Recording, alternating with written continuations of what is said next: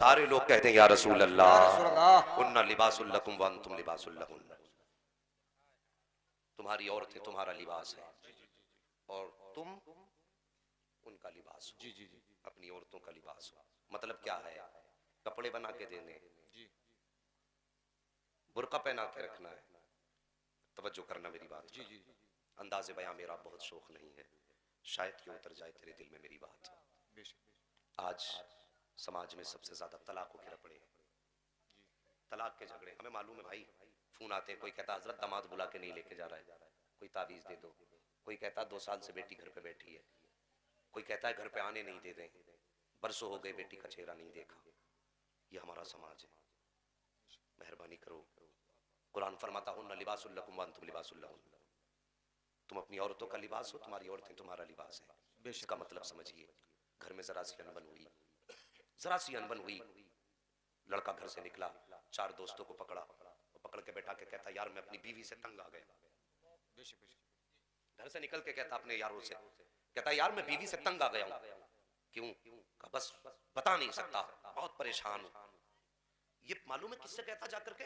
वो जो चौराहों पे ठलुए खड़े रहते हैं जी, जो खुद का ये मामला है कि जो खुद घर के अंदर अपने दूसरे भाइयों के टुकड़ों पे पलते हैं, जो आज तक अपनी जिंदगी का फैसला न कर सका, उससे चौराहे पे जाके कह रहा यार मेरा घर खराब हो गया। और यार जो जिंदगी ना संवार सका वो तेरा घर क्या संवारेगा? और बीवी तेरी थी, जिंदगी तुझे उसके साथ गुजारनी थी, और चौराहों पे जाके यारों पे जाके तुमने बुराइयां की। और फिर पर्दे का तो कोई एहतमाम ही नहीं। जितने देवर होते सबसे पहले शर्त समझते कि इनका मुंह दिखाया जाए। निकाह होके घर में बीवी आई, पहले दोस्तों का हाथ पकड़ के कहता देख यार चल मुंह दिखाई नहीं कर रहा है। लानत हो ऐसी जिंदगी पर।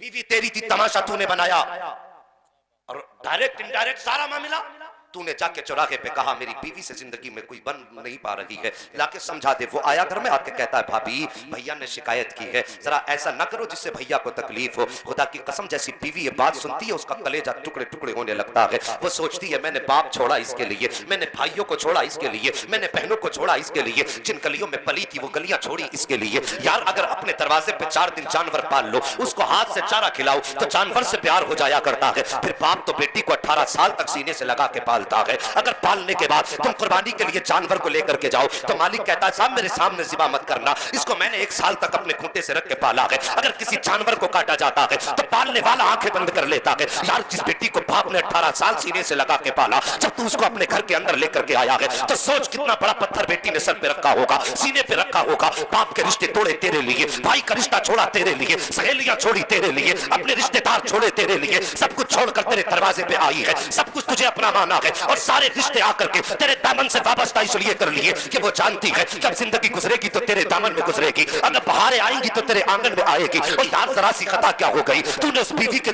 चौराहों पे निकलने के बाद उसकी मुखालिफत शुरू कर दी। तूने इतना तक नहीं जाना कि जिस मुखालिफत की खबर मेरी बीवी के कानों तक पहुंचेगी तो उसके जिगर पे क्या गुजरेगी। यार मेहरबानी करो, बीवियों की रुसवाई चौराहों पे ना किया करो, अपने घरों की इज्जत को चौराहों पे नीलाम ना किया करो। घर ऐसे नहीं चला करते।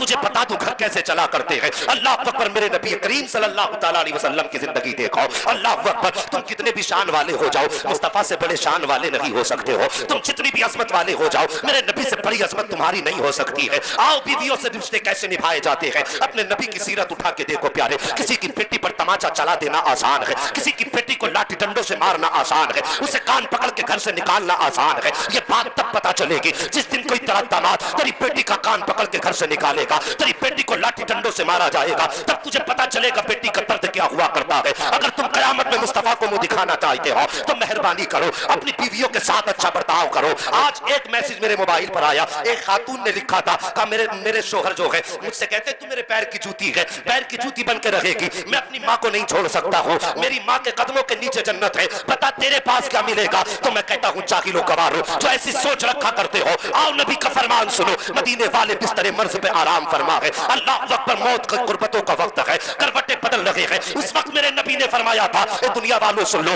मेरे सहारा सुन लो, मेरा दुनिया से जाने का वक्त आ गया है। लेकिन बताना चाहता हूँ, जब खुदा की बारगाह में आओ तो याद रखना, अपने ऊपर ना तो बीवी का हक लेकर के आना, ना गुलाम का हक लेकर के आना। इबादत के बाद अगर सबसे पहला सवाल कयामत में होगा तो तुमसे तुम्हारी बीवी के बारे में पूछा जाएगा। रब फरमाएगा, बता जिसने तेरे नाम रातें कर दी, तुमने उसके साथ जिंदगी कैसे गुजारी? जिसने अपने दिनों रात तेरे नाम पे कुर्बान कर दिए, तुमने उसके साथ जिंदगी कैसे गुजारी? अगर सुनो, आखिरत की भलाई चाहते हो तो अहद कर लो, बीवियों के हक खा के ना जाओ, हक दे के जाओ। इधर बीवी मुस्कुराएगी, उधर मदीने वाला मुस्तफा मुस्कुराएगा। क्या बात है, नारे तकबीर, नारे रिसालत, मसलके आला हज़रत, फैज़ाने हुजूर ताजुल शरिया, हम सबकी बख्शिश का जरिया। तो यार मेहरबानी करो, आए दिन तलाक के मसले हद हो गए, सर में दर्द हो गया। बनती नहीं बीवी से, शर्म नहीं आती? जी जी जी। और चौराहे पे खड़े होकर के मुंह चला दिया। और जब ये बात बीवी के कान तक पहुंचती, तुम्हें क्या लगता है वो तुम्हारे लिए पानी लेके खड़ी होगी? घरों के हालात बेहतर करो। फरमाया गया, जिन घरों के अंदर बीवियां अच्छी होती हैं वो घर दुनिया में जन्नत हुआ करते हैं। बेशक बेशक। कैसे होते हैं? जन्नत जन्नत हुआ करते हैं। वो मत बोलो जो बीवी से डरा करते हो। हाँ, परवाह नहीं है। जिस घर में बीवी अच्छी होती है वो घर कैसे होते हैं? जन्नत।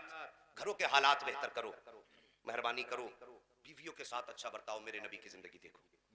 अल्लाह अकबर। बता दूं, खैरियत है? जी जी जी। अभी आपको बरेली वाले मुफ्ती साहब की भी बातें सुननी है। जी जी। हाँ, ये मत सोचना आज तो पता नहीं कितने खतीब बैठा के रखेंगे।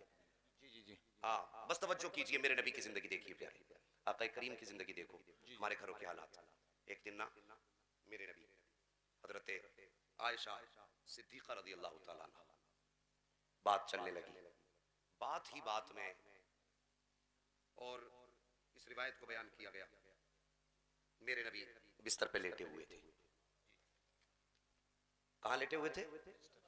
बिस्तर पे आराम फरमा रहे। हजरत आयशा सिद्दीक़ा का बयान है, फरमाती मैं घर के अंदर बैठी थी, अचानक ना दरवाजे पे दस्तक हुई, दरवाजा बजा। फरमाती मैं गई, दरवाजा खोला, जैसे दरवाजा खोला ना एक बूढ़ी औरत आई, और यूं आंखों पे हाथ उसका, आके कहने लगी, आयशा तेरा घरवाला नजर नहीं आ रहा है? फरमाती जैसी उस खातून ने इतना कहा ना, आयशा तेरा घरवाला नजर नहीं आ रहा है? फरमाती नबी बिस्तर पे आराम फरमा रहे थे, वो आवाज मेरे नबी के कानों तक पहुंची। और फरमाती फौरन सरकार बिस्तर से उठे और अपने कपड़े संभाले बाहर आ गए। जैसी उस औरत को देखा, मेरे नबी ने हाथ पकड़ा, बैठाया। बैठाने के बाद फरमाया, आयशा घर में कुछ है? फरमाती घर में कुछ खजूरें थी, मैंने पेश कर दी। फिर नबी ने फरमाया और कुछ है? फरमाया दूध था, वो भी मैंने दे दिया। बेशक। फिर फरमाया और भी कुछ है? मैंने कहा हुजूर कुछ पैसे रखे हुए हैं। फरमाया वो भी ले आओ। फिर आका ने फरमाया और कुछ है? हुजूर एक चादर भी है। नई चादर। मेरे नबी ने फरमाया वो भी ले आओ। फरमाती नबी ने सारे सामान लेके उस बूढ़ी औरत की गोद में रख दिया। बेशक बेशक।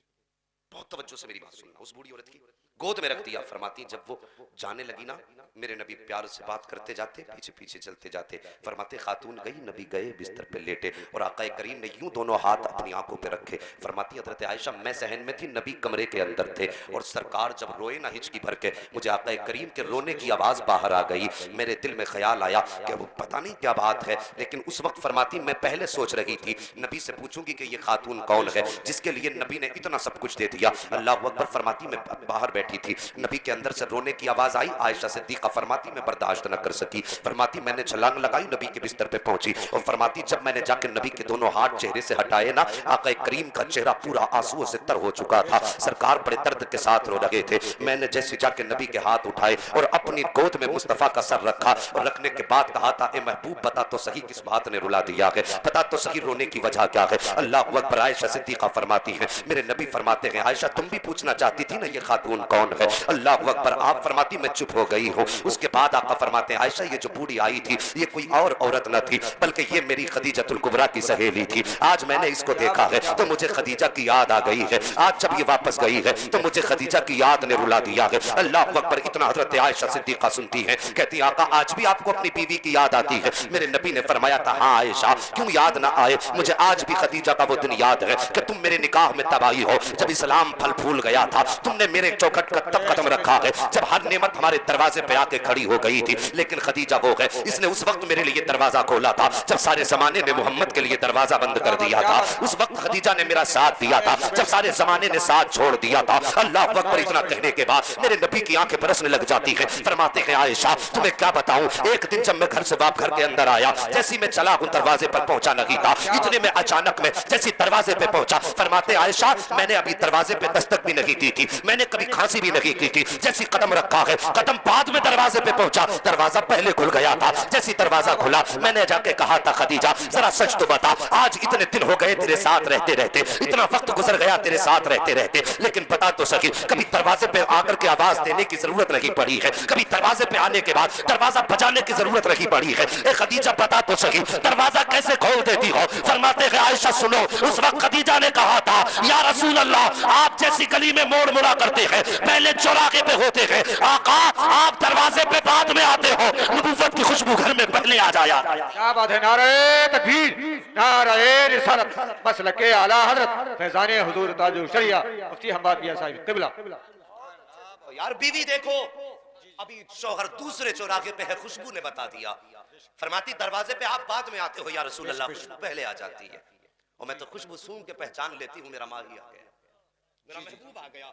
अल्लाह अकबर। फरमाते हैं आयशा जब मैंने घर में कदम रखा मेरे सर पे चोट के निशान थे, बदन पे खून के धब्बे थे, आयशा ने मेरा चेहरा देखा, देख के रोने लगी, कहने लगी लगता है महबूब आज फिर तेरी कौम ने तुझको जुल्म से और पत्थरों से सताया है। अल्लाह अकबर। फरमाते हैं आयशा जिस वक्त खदीजा ने ये बात कही ऐसा लगता था जैसे किसी ने तसल्ली के लिए सर पे हाथ रखा, मेरी चीख निकल गई। खदीजा ने मेरा हाथ पकड़ा, ला के बिस्तर पे बैठाया। आका फरमाते हैं आयशा तुम्हें क्या बताऊं, जब मैं घर से गया था तो घर में कोई खाने का सामान न था, लेकिन जब मैं वापस आया मुझे खदीजा ने जब बैठाया और बैठाने के बाद अपने पैर के पास से एक प्याली उठाई है, उस प्याली के अंदर खजूरें थी, साकिब खजूरें। फरमाते मेरे नबी के आयशा खदीजा ने एक खजूर हाथ में ली, मेरे मुंह के अंदर दी, दूसरे हाथ में दूध का प्याला लिया, फिर दूध के प्याले को हाथ में लेकर के मुझे पिलाया। फरमाते हैं एक खजूर खिलाती जाती थी और दूध पिलाती जाती थी और साथ में कहती जाती थी महबूब उदास ना हो, एक दिन ऐसा भी आने वाला है कि ये पत्थर मारने वाले तेरे मजहब का परचम लेके आगे बढ़ेंगे, महबूब उदास ना होना। आका फरमाते हैं जब आखिरी खजूर रह गया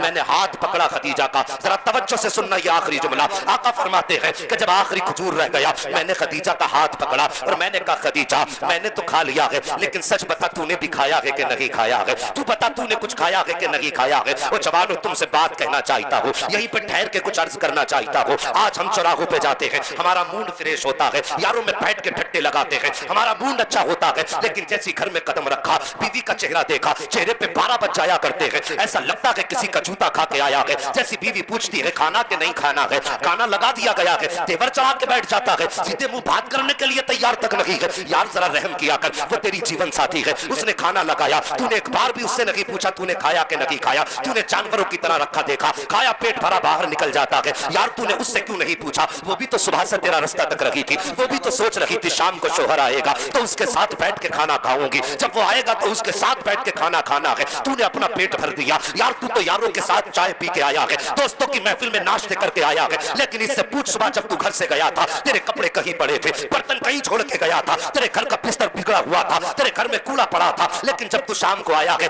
एक एक कपड़ा तुझे तय लगा मिला है, घर के अंदर सफाई मिली है, बिस्तर तुझे सजा मिला है। मैं तुझसे पूछना चाहता हूँ जब तू गया तो हर चीज में तरतीब छोड़ के गया था, अब जब आया है हर चीज तरतीब से लगी है, मुझे बता तो सकी ये तेरा बिस्तर किसने संवारा है, तेरे कपड़े किसने उठा के रखे हैं, तेरे घर में सफाई किसने की है, तेरे बर्तन किसने धोए हैं, तेरे फेंके हुए जूतों को सीधा किसने किया है। तू कहेगा मेरे घर में नौकरानी नहीं है, कोई काम करने वाली अलग की दाया नहीं है, मैं कहता हूँ हाँ साकिब बिस्तर भी इसने ठीक किया है, कपड़े भी तेरे इसने ठीक किए हैं, तेरे घर की सफाई भी इसने की है। यार ये तो सुबह से काम करते करते थक गई, इसने एक घूंट पानी का नहीं पिया, सिर्फ ये सोच करके कि शाम को शोहर आएगा तो उसके साथ खाना है, शाम को शोहर आएगा उसके साथ बैठना है, और तूने आकर के पहले चेहरा बिगाड़ लिया। तूने एक बार उससे क्यों नहीं पूछा कि तूने खाया है कि नहीं खाया है, अपने पेट भर के चले जाते हो। यार वो तेरा जीवन साथी है, तेरी शरीक हयात है, तेरे दुख और गम की साथी है, तेरी खुशी की साथी है। मजा तो तब था जब तू दस्तरखान पे बैठा था, लुकमा मुंह में बाद में लेके जाता, पहले बीवी से पूछ लेता बता तूने भी खाया कि नहीं खाया है। खुदा की कसम खा के कहता हूँ इधर बीवी का दिल खुश हो जाता,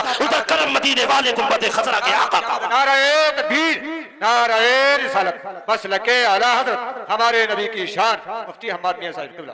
अगर ये जिंदगी होगी ना तो फिर तलाकें नहीं होंगी। जी जी यार तुम अपना पेट भर के चले गए, उससे एक बार भी नहीं पूछा तूने खाया कि नहीं। जी जी जब तुम्हें उसकी परवाह नहीं, वो जूता लेके खड़ी नहीं होगी तो क्या करेगी। बेशक मैं कहता हूं उसकी भी रजा कुछ तलाश करो।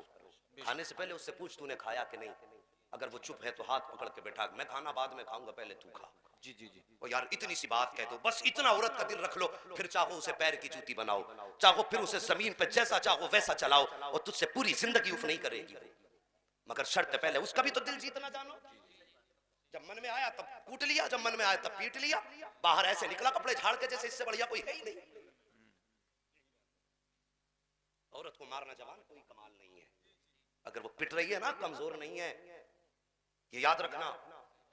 अगर तो तुम मार सकते हो, एक बीवी भी मार सकती है। जी जी जी लेकिन तू गाली बकता रहा, वो चुप खड़ी रही, तू मारता रहा, वो हाथ नीचे करके खड़ी रही। उसने तेरे खिलाफ जबान तक ना खोली, तेरे खिलाफ उसने हाथ तक ना बढ़ाया। क्या उसमें ताकत नहीं थी? क्या वो खाना नहीं खाती? ताकत उसमें भी है, खाना वो भी खाती है, वो भी तुझे मार सकती थी, वो भी गाली बकती थी। लेकिन पता है वो क्यों नहीं उतनी जरूरत और हरकत करती है? उसे याद है जब वो घर से चली थी, बाप ने बेटी के आगे आके कहा था बेटी परदेश जा रही है, अपने शोहर के घर जा रही है, अपने बूढ़े बाप के बालों की सफेदी का ख्याल रख लेना। ये मेरी बेटी अगर उस घर से निकाली गई तो बाप की पगड़ी पे दाग लग जाएगा। अगर उस घर से तू भी बेइज्जती के साथ वापस आ गई तो हम किसी को मुंह नहीं दिखा पाएंगे। और यार याद रखो, ताकत उसके भी अंदर है, ताकत तुम्हारे भी अंदर है। अगर वो चुप खड़ी है तो इसलिए नहीं कि वो मार नहीं सकती, बल्कि सिर्फ इसलिए खड़ी है कि अगर आज मैंने हाथ उठा दिया तो दुनिया मुझे कुछ नहीं कहेगी, मेरे बाप को गालियां देगी। कोई कहेगा कैसी परवरिश बेटी की है, कोई कहेगा कैसे बाप की बेटी है, कोई कहेगा कैसे घराने की बेटी है। और यार तेरे जुल्म सहती रही, तेरी मां खाती रही, सिर्फ इस बुनियाद पर कि दुनिया तुझ पे जुल्म कर ले लेकिन मेरे बाप पे कोई उंगली ना उठा सके। और यार बेटी होती है कि सारे जुल्म सहे हैं तो तेरे लिए रही, बूढ़े बाप की सफेदी के लिए सही है। अगर तुझे जन्नत चाहिए तो बीवियों को सताया ना करो, उन्हें मनाया करो। अगर इधर बीवी दुआ दे देगी उधर मदीने वाले मुस्तफा जन्नत का इशारा। क्या बात है। नारे तकबीर, नारे रिसालत, कह दिया मसलक आला हज़रत हमारे नबी की शान। तुमसे किसने कह दिया बीवी के पास जन्नत नहीं है? मर के देख लड़के फिर बताते जन्नत तेरा बाप दिलाता है। हाँ लोग कहते बड़ा कड़वा बोलता है ये मौलवी, ऐसा नहीं बोलना चाहिए। लेकिन सच कहता हूं, जब हमारी एतकाद इतने कमजोर हो जाए ना कि गला दबा के मर जाओ, शफाअत खबर नहीं रखी है, चल बेटे पता चले भाई हक है उसका आप पर, मेहरबानी करो। उसको सता के अगर जन्नत में जाने की कोशिश करोगे ना, पहले गरिबान पकड़ के पुल सिरात पे रोकेगी। इन उलमा से पूछो कितना लंबा चौड़ा रास्ता है। लंबाई बता देता हूँ, चौड़ाई ये बता देंगे। लंबाई 500 बरस की है। कितनी? 500 बरस। चौड़ाई इनसे पूछो फिटों में होगी कि गजों में होगी? सब जानते हैं, बाल से ज्यादा बारीक, तलवार से ज्यादा तेज। फरमाया गया अगर हक है ना किसी का, वो बंदा उसमें वैसे ही डर लग रहा होगा यार, नीचे दोज़ख, और ऊपर वो वैसे ही फिसल के अमल तो है नहीं जो रपट के चले जाए, वैसे ही जगमगा रहा होगा। वहां के गरिबान पकड़ेगी और ऐसे हिला के कहेगी बता मेरा हक मार के किधर जा रहा है। समझ रहे, मेरा हक मार के जी किधर जा रहा है यार। अपनी बोझ बन जाएंगे और फिर गरिबान पकड़ के हिला दिया उसने, फिर किधर जाएंगे। मेहरबानी करो, हक अदा करके मरो। तवज्जो है आपकी। मैंने कहा था कभी खाने से पहले इनसे भी पूछ लिया करो जी कि तुमने क्या खाया क्या नहीं। वो एक कमेंट उस पे व्हाट्सएप पे और फेसबुक पे एक साहब कहने लगे जी गलती आयशा की है, गलती आयशा की है, उसे ऐसा नहीं करना चाहिए। मैं कहता हूँ भाई कुछ तो सोच लो, मेहरबानी करो। गलती उसकी जरूर है लेकिन तुम क्या अंधे हो गए हो? चलो चल के फिर सारे लोग मिलकर आयशा के लिए बद्दुआ करते हैं और आरिफ के गले में हाथ डालने चल करके उसके गले में हार डाले जाएंगे यार। आज आयशा, उसके बाप से पूछो जिसने बेटी खोई है। जी जी जी उसके बाप से पूछो जिसने बेटी खोई है, क्या दर्द होता है बेटी के खोने का। कारी साहब क़िबला ने बड़ी अच्छी बातें कही। जब यहाँ से रुखसत होती है तब खानदान रोता है जी। और जिस घर से जवान बेटी की लाश उठी होगी उस घर का आलम क्या रहा होगा। बेशक है सोचो, मेहरबानी करो जवानों। अगर ऐसे कोई हमारी वजह से मर गया ना तो लोग कहते हैं मौलवी कड़वा बोलता, पता चलेगा जन्नत कितनी मुश्किल से मिलेगी। इतनी भी सस्ती नहीं प्लेट में उठा के खा ली। हाँ बहुत मुश्किल है जन्नत का मामला भी। मेहरबानी करो, किसी को सताया ना करो, किसी को रुलाया ना करो, और मेहरबानी करो हक दे के मरो, हक खा के मत मरो। हक दे के मरो, हक खा के मत मरो। हमने ये देखा है बेटियां प्रदेश चली जाती है निकाह के बाद, उधर ससुराल वाले बस उन्हें तो फिर नौकरानी मिल गई है, इधर बाप का इंतकाल हो गया, बेटी तो बस तनहा हो गई। न ससुराल वाले साथ न मैके वाले साथ। भाइयों ने भी दरवाजे बंद कर दिए बहन के लिए, क्योंकि आती है ना तो भाई भी मुंह टेढ़ा कर लेता है। बीवियां उनकी आंखें निकाल के देखती हैं अब क्या लेने आ गई है, अभी तो भात दिया था। हाँ, सब जोड़े बैठी रहती है भाभी। अभी तो भात दिया था और ये नहीं देखती खुद कितना खा के बैठी है जी। उसकी एक 500 रुपए के कपड़े फला टाइम पे बनाए थे, 1000 के फला टाइम पे बनाए थे, पूरे साल का एस्टिमेट। ऐसा लगता है पूरा हिसाब मैनेजर यही बैठा जी, सब जोड़ के बता देगी अभी तो दिया ही था, फिर आ गई। तो यार मेहरबानी करो, उनका भी हक है इस घर में। और मैं बापों से गुजारिश करूंगा मरने से पहले बेटियों को कम से कम एक कमरा देके चले जाओ। जी जी जी, एक कमरा बेटियों को देके चले जाओ, जबकि उनका हक है जायदाद में। खा के मर जाते, बेटी की जायदाद खाई हज को चल दी है।